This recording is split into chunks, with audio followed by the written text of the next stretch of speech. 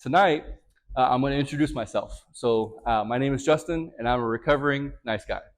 So tonight we're going to talk about No More Mr. Nice Guy. So what we're going to talk about tonight is loosely based off of this book by Dr. Robert Glover.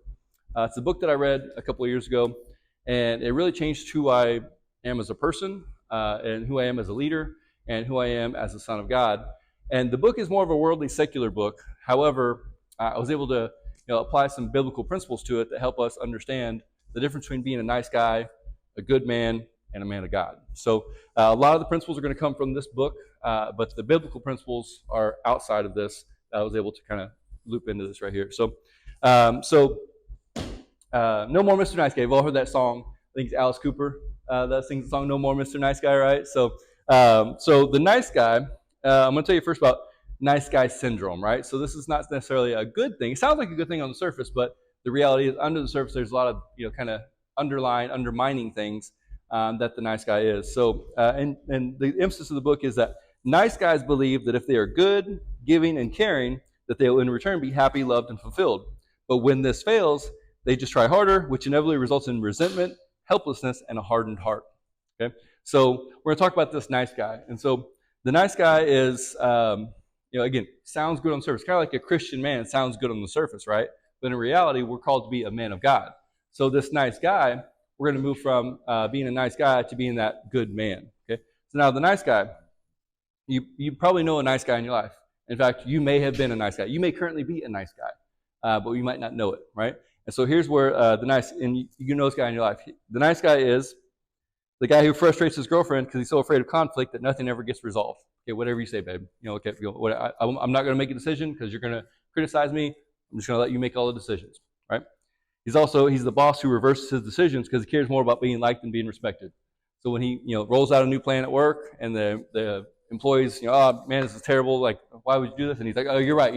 Let's go back to the way it was. Let's do this instead. So he's trying to earn the people, get them to like him instead of making them respect him and earning their respect, right? The next one is the guy who lets people walk all over him because he doesn't want to rock the boat, right? So he's just like, hey, whatever, man. Like, cool. Like, whatever you say, man. Like, guy bumps into him on the street. You go, hey, man, cool, whatever. Like, he lacks the self-respect to. I'm not saying he has to get in a fight with the guy, but if people are disrespecting him, he's just going to continue to let people disrespect him rather than stand up for himself, right? So another one, he's the reliable buddy that everybody turns to for favors and advice, but his own life is in shambles, right? Hey, man, I need a ride to the airport. Cool, I got you. Like, hey, man, can I borrow $50? Yeah, cool, I got you. Hey, man, man, life's really stressing me out, man. Can you hear me out on this? Can you help me with this? So all the while, he's giving, but nobody's filling his cup, right? So he's always there for everybody else, but nobody's ever there for him. Also because he's afraid to ask for that help, right? Because he doesn't respect himself, doesn't value himself. So now he's afraid to ask for help. He's afraid to reach out to other people. All right, the next one is that he's the husband who is endlessly trying to please his wife, but his marriage is emotionally and sexually unfulfilling. Doing everything the wife says, is trying to just people please. Just everything the wife says, what she says goes. She runs the household. She runs the show. And he's just endlessly, just spinelessly trying to please her. And everything's about her. He's idolizing her. He's idolizing the marriage. Right, so and then also some guys may relate to this. He's the great listener whose female friends call him a catch, but he always ends up in the friend zone. Right, so you're such a good guy, you're such a nice guy, you're such a sweet guy, but yet none of them want to go out with him. They always friend zone. You're like a brother to me, that guy, right? So again, these are some examples of the nice guy. And as I read those examples, some of you may be like, "Cool, like, I know a guy like that," and some of you may be like, "Hey, I am that guy," or like, "I was that guy," right? And I can tell you for a fact that I've been through a lot of those stages myself, right? And so I know what it's like to be the nice guy. And we're going to get to what the real intention behind the nice guy really is. But again, mostly he lacks self-respect and he lacks value and confidence in himself, partially because he may not have an identity that's firmly rooted in something like Jesus, right? So he may be an identity that may be of the world, or maybe an identity that's rooted in a relationship or a job or something that he has, or something like we talked about in week 1 that can be taken away from him at a moment's notice. So the nice guy. So now, nice guy syndrome. That's kind of what we're talking about. So that's who the nice guy is, right? And again, you've seen this guy in your life. You may know a guy in your life, and you may be that guy. So the characteristics of the nice guy. So let's check this out. So you don't have to raise your hand for these, but like take an inventory if you're familiar with any of these things that you've either done yourself or you know somebody that has done in your life. So this person he gives to get. All right. So this is what's referred to as a covert contract.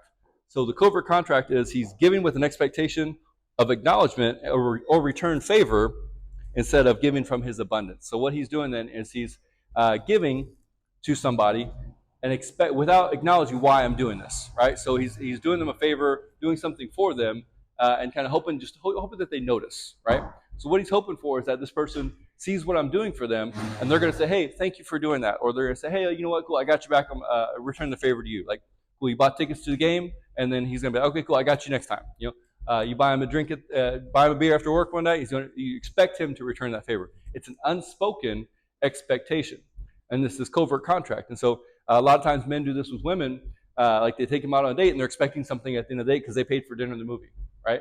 So some guys they're expecting something in return for I picked you up, I paid for the movie, I paid for the dinner, whatever, right? Or others are doing that with their in any kind of relationship where they're giving, but I'm not telling you why I'm doing this. I'm being really nice.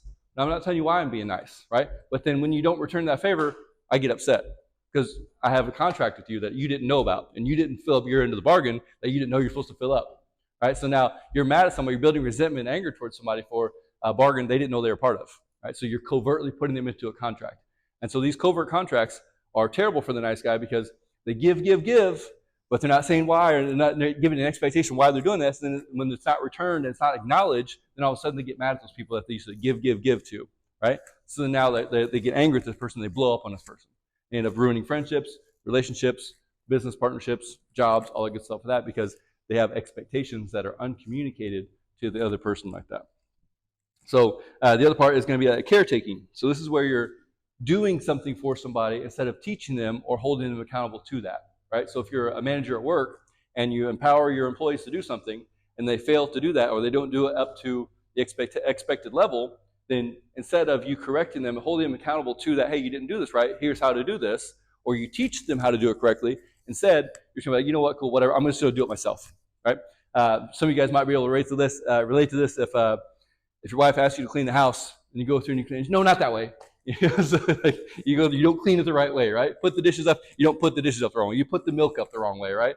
So that's an example where, for a woman's case in that case, but you're doing something, but instead of teaching them how to do it, or instead of, hey, no, this is not up to standard, here's how I need you to do this, here's the level I expect you to be at, you're just going to go ahead and make up that gap instead. You're doing it yourself. You're taking on more yourself, even though you've empowered others and encouraged others to do that for themselves and to help you out. So you're taking on more work than is necessary.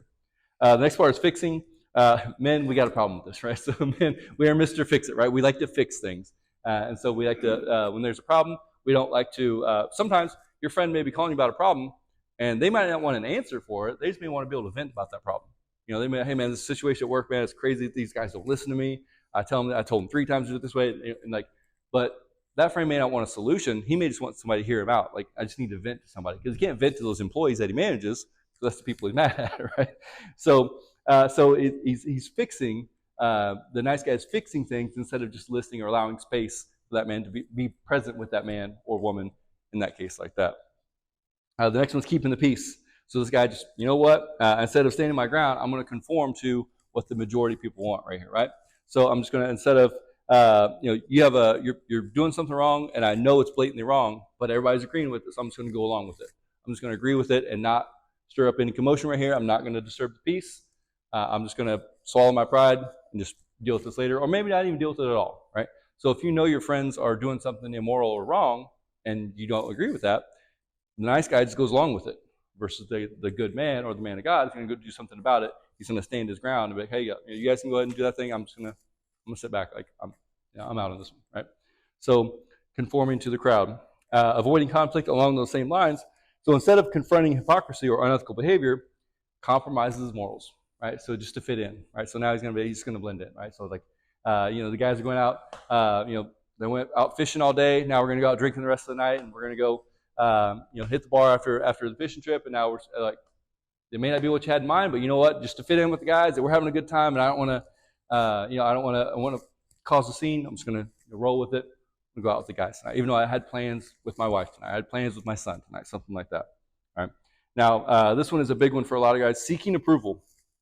Now, this is big because when you're seeking approval of others instead of seeking approval from the Lord, it's because your identity is not based in the Lord, right? So now your identity is based in people's opinions of yourself, or maybe a company's opinion of yourself, or your family's opinion of yourself. So now you're seeking approval from them. So now you're bending and compromising because you want their approval, not God's approval. And so human approval comes and goes. It's fleeting, it's passing, and it's frankly not worth anything. But the Lord's approval is everlasting. And so when you seek this approval from others, again, this can be from women, from your parents, from your boss, in your career, from your friends, even from your kids, right? So if you're seeking approval from whatever you're seeking approval from, that's your God, right? So whatever you're idolizing, whatever you want so desperately to validate you, that's become your idol, that's your God, right? The next one is hiding mistakes. So men are prideful creatures, like we don't like to admit wrong. We don't like to admit when we mess up. We don't like to admit mistakes. So this guy's just going to hide his mistakes, right? So, there's a band of brothers that I have that we are very transparent with one another, and we get to talk about a lot of different things. And so sometimes some of us will fess up of our sin to one another. Like, hey, man, I messed up and had a regression, I backslid, and ended up, looking at pornography last night. I ended up sleeping with a different woman last night, right? So the nice guy is going to hide that because he doesn't want people to judge him. He doesn't want people to know his bad stuff. He wants so badly for people to like him that he wants to just show the good stuff. I don't want you to know my secrets. I don't want you to know what I'm doing behind the closed doors. I don't want you to know what I'm doing after I leave church on Sunday. I don't want you to know what I'm doing on Friday and Saturday night. So he hides these things so nobody sees because he's afraid of what people will think when he shows his errors, his sins, his mistakes. And the other one, last one here is prioritizing others' needs over their own. Right, so remember that guy that's giving the rides to the airport and loaning people money and hearing the guy out and stuff like that. So he's, again, seeking approval. So he's prioritizing others' needs over his own. And a lot of us can relate to this. Those of you that are fathers and husbands, that dual role of being a father and a husband, your needs are pretty low on the list at that point then, right? Because we're selfless leaders. So now those guys that are fathers and husbands in the household, your wife is a priority, your kids are a priority, and then, you got to go to work because you can provide for those kids and that wife, so now the work becomes a priority, and then now you're just falling further and further down the list. So you're prioritizing all these other needs over your own, and eventually that's going to catch up to you. So you're giving, and you're lacking boundaries because you're always putting others' needs first, and again, no self-respect, no self-worth, no identity, so other people kind of walk all over you and take advantage of that until you break, or until you finally say, hey, you know what, I've got to take a step back. So those are the characteristics of a nice guy. So again, intending well on the surface, right? The person intends well with all these things. He's not a bad man, but he intends well, because he wants others to like him, he wants others' approval, those kind of things. But the real characteristics of this guy, what's really underneath this, is that the real characteristics aren't the ones that are seen. And when they are seen, it's too late. The damage is already done. Because that covert contract I told you about earlier, when that backfires and then the man blows up, then you see his real motives. Then you see his real characteristics, right? So these real characteristics are going to look like he's dishonest because he has ulterior motives, right? So he's doing those things because he wants something in return. So he's dishonest. He's secretive, hides his mistakes, and he might omit details sometimes. When he's telling a story about something about what he did or something that happened, he might omit the details where he was the one at fault. So he's like, well, I was, the cop pulled me over and I was. He didn't tell it, not to mention I was doing 80 and a 55, but that prick of a cop pulled me over and I got a ticket. Well, why'd you you're doing 80 and 55, bro? Like, what'd you expect? So, but when you don't give all the details, it makes the other person look like the bad guy instead of me admitting my fault and what I did wrong. Again, now this person is very manipulative. So they're giving to get. So they're going to manipulate you or manipulate other people into getting what they want. And sometimes that's, some people are very good at that, master manipulators. And so they know what buttons to push on people. They know how to emotionally manipulate people where they can get what they want from them and make it seem like it's that person's, like they're the nice guy and they're doing them a favor, right? So this person is also controlling because they want to control the environment. They want to control the situation and be in control of things all around their life. And so this person, when you try to control things, what are you saying to the Lord when you try to control it? You don't trust him, exactly, yeah. So you lack trust in the Lord. If I'm trying to control everything, if I'm kind of trying to control everything with my finances, with my health, with my career, with my relationships, and I'm not giving it to the Lord, like I'm saying, God, I know better than you. And like obviously none of us know better than the Lord himself. So this also, the nice guy, he's also passive aggressive, right? So we'll go back to that covert contract thing. He's kind of passive aggressive. So he might say things just in passing or in slight or kind of a backhanded compliment, but the person's never genuine because he's only got some kind of level of resentment, anger underneath that surface level happiness that he's showing to others right there. right? Now, this one is the hero syndrome. He's attracted to people and things that need fixing, right? So when you fix something, again, that going back to the guy who likes to fix things, but when you fix something, then that person or that company or that business, then they owe you something, right? So generally in the business world, if you fix something for the company, they owe you money, right? That's part of the barter right there, right? Now, if you fix something for people, you go over and you help your buddy change his tires, you help your buddy do something at the house and fix a hole in the bathroom sink or something like that, right? So now, or if you fix a problem in your relationship and you fix something, then you're expecting something in return, right? So you're Mr. Fix It, but you look for things where people need to fix things fixed, so they have to depend on you to fix that. That dependency that you want them, because you want to feel needed, you want to feel validated. So you make yourself the fixer, so they always have to come to you for everything. So this is where an extreme example is like in like human trafficking, right? So they get people that are strung out on drugs, so they get them hooked on drugs, and then when they come back, they go back to their source. They get so addicted to these things that they can't function outside of it. So they have to keep coming back to the source, and then that source just uses them for whatever it is, right? So it's a terrible thing, and that's an extreme example, right? But that's the reality of what the fixer does. That hero syndrome. I need you to need me is what that is. And then lastly, this person is only relatively successful in his life because he doesn't reach his full potential because he's always his plan, his control, his time, his way, and he wants people to like him rather than respect him. So he gets minimal to mediocre levels of success in his life, if at all, at best, because he doesn't submit his plans, his self, and his life to the Lord. So that's the nice guy. So again, on the surface, looks like a good guy. Looks like he's a likable guy, just like the Christian man. Again, he's a guy that goes to church on Sunday. He's a guy that might be able to recite some scriptures, that kind of thing. But in his heart's not right, right? So that's the part we can't see. We can see his outward actions. We can see his words, hear his words, but we can't see his heart and his motives in that, right? So when you think about this, then again, if you've ever been the nice guy, cool. I've been there. It's okay to have been there, or if you're currently there. But the reality is that nice guys aren't the ones that are achieving full success in their lives. But also, how do we get out of this, right? So, like, what does the Bible say about how to overcome this kind of stuff? So, if you are a nice guy, if you do fit in any of those things that I just listed right there, there are ways to overcome this, but there's also ways to combat this. And so, I've got 1, 2, 3, 4, 5 scriptures I need here. So now we've established, the nice guy and his roots and what he really seeks in all this. So now, the good man is a nice guy with boundaries, with healthy boundaries. Okay, so now if you're familiar with boundaries, that's you have the right to turn things down, you have the right to say no, and some self-respect. Ideally, you're going to have an identity that's rooted in Jesus Christ. So now, as we talk about this, the good man will honor God above and all. So Exodus 20, verse 3, Eric says, "You shall have no other God before me." Yep, exactly. So a man will honor God first and above all else, right? So no other God before me, right? A good man knows his role in the household and leads his family. So Hector, you've got Mark chapter 10, verse 43 to 45. Among you, whoever wants to be a leader among you must be your servant, and whoever wants to be first among you must be the slave of everyone else. For even the Son of Man came not to be served, but to serve others, life as a ransom. Yep. So servant leadership. So you know your role in the household, and you're going to serve. And that's why I'm so adamant about serving here on Sundays and volunteering on Sundays, because if you're not serving in his house, don't expect to be served in your house, right? So that's servant leadership right there. And as far as a good man is honest and owns up to his shortcomings, James chapter 5, 16. You had? Confess your sins to each other and pray for each other so that you may be healed. The earnest prayer of a righteous person has great power and produces wonderful results. Yep. So confess your sins to one another. So you're not hiding behind your sin anymore. You're confessing it to your concentric circle. You're confessing it to the people you trust, your mentors, your pastors, things like that. So don't hide in that sin. Don't keep it in the dark.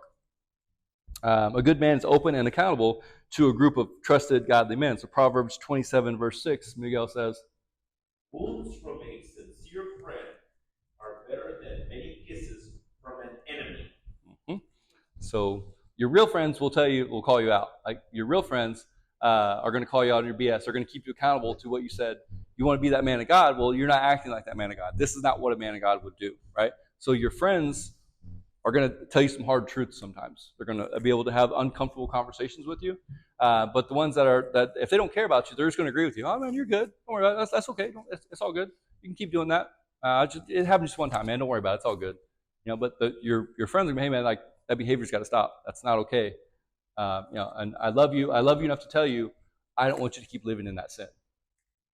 All right, so now the next man is a good man will stand his ground in the face of opposition. And I wrote down Daniel 6 here, and I'm not going to have somebody read the whole chapter because this is where Daniel chapter 6, where he gets thrown in the pit with the lions, right? So he got thrown in the pit because he was standing up for he would not worship the false gods, right? And so because he stood his ground and he didn't conform to all the people around him, he was going to be punished by the king for that. And he was thrown into the pit with the lions. And so, but God saw his heart. God saw knew what he was after and what he was doing. So God protected him in that den of lions right there. So stand your ground in the face of opposition. Next, a good man will not conform to a crowd if it compromises his values, morals, or ethics. And I wrote here the deaths of the apostles. Right. So the apostles were minus one that died of old age, and one that took his own life. The other 10 died some pretty gruesome deaths. They were stoned, they were cut in half, they were beaten and all this stuff like that. So they were not well received, but they stood on their ground for what they believed in. So now that's why when people ask if Jesus was real and Jesus' resurrection was real, would you be willing to die for something that wasn't real? Right? So then these guys stood their ground. They stood so firmly on that ground that yes, I'm willing to die for this. I'm willing to give my life for this. I'm not going to just die of old age or natural causes. If you're going to take my life, I'm still standing on this because I know my Lord and Savior has my back in this. So they were willing to die for their faith in the face of all kinds of opposition like that. But it was a gruesome sacrificial death that they died. Next, a good man has a firm identity rooted in who he is in Jesus Christ. So 2 Corinthians 5:17. Therefore, if anyone is in Christ, the new creation has come. The old has gone. The new is here. A new creation. So that's who you are. When you submit your life to Jesus Christ, you are a new creation. When you ask for forgiveness of your sins, you were forgiven of your sins as far as the east is from the west. Your slate was wiped clean. So now, basically, we're going from the nice guy to the good man. And the good man is a nice guy with healthy boundaries, right? In reality, though, the good man is a man of God. And that's all those things we just talked about. And that's what we talked about all season and in seasons past, is that we are striving to become a man of God. It's what it says on the back of your shirt right there. It says man of God. It doesn't say Christian man. It doesn't say nice guy. It doesn't even say good man. It says man of God. And that's what we're striving to be with this tribe and with this brotherhood. And so we're going to break out into small groups in just a second. And the questions for discussion tonight are going to be about the nice guy first, right? So in your life, do you know a nice guy? And it can be yourself. That's fine. Again, I've been there. I've displayed almost all the characteristics at one point. And if you were the nice guy in your life, if you were at a point a nice guy and did the nice guy things, what were the outcomes of some of your nice guy characteristics, right? Likely it came back and kind of bit you in the butt or backfired, or it led to anger, resentment, and bitterness. So again, who's the nice guy in your life? If it was you, what were your experiences with that like? And then to you, what is that man of God in contrast to that nice guy? If you've turned that corner to being that nice guy, from the nice guy to the good man to the man of God, what was that turning point for you? And what was it that really snapped you into reality? And maybe it was giving your life to Jesus, or maybe it was after you gave your life to Jesus. But what was that moment for you that kind of was the tipping point or the turning of the page for you that got you to realize that these nice guy characteristics ain't cutting it anymore, right? So again, nice guy, who it is in your life. If it was you, what happened? What was the outcome of that? And then lastly, if you've turned around from being the nice guy, what's that been like? What was that moment for you? And then what's the result of that been?